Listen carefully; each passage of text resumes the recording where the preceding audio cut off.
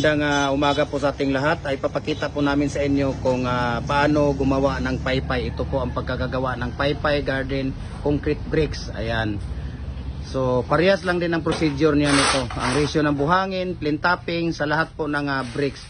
So ito po ang bagong design natin ngayon at ipapakita namin sa inyo ang paypay na paggawa ng paypay. Ang tawagin sa amin ito paypay concrete garden bricks. Ayan. Paypay concrete garden bricks. Tingnan natin doon si Kuya. Kaya sa sino pang hindi nakapag-follow ng Facebook page natin, follow na po kayo. Jim Hardware and Kukulamber Balulang Branch, Jim Hardware and Kukulamber Tambo Magasandig Branch, at saka Jim Hardware and Kukulamber Kanituan Branch, at saka sa ating personal Facebook account, Felix Tan Pagikan Jr. at ang ating personal YouTube channel, Felix Tan Pagikan Jr. at saka sa ating Instagram account, Felix_Pagikan 2000 at yahoo.com. Sige Kuya, isa pa. Ayan, si Kuya. So ganito po ang paypay pagkakagawa sa inyo, no? Papakita po namin sa inyo ang paggawa ng paypay po, mga idol. Kaya follow na po kayo sa Facebook page natin, comment at paki-share na lang po ninyo para updated kayo sa mga bagong video natin. Ayan, kung makikita ninyo, yan po ang paypay po ng ginagawa natin ngayon. So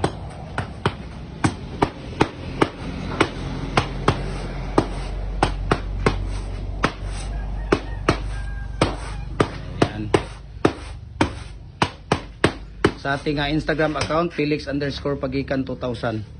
Yan po ang paypay nga design po ng ating concrete garden bricks.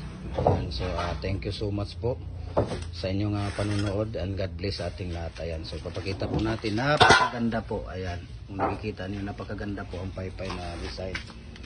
So ayan, pagka magkaroon ng problema sa toppings, kutsara lang talaga ang kailangan na i-ano siya dyan.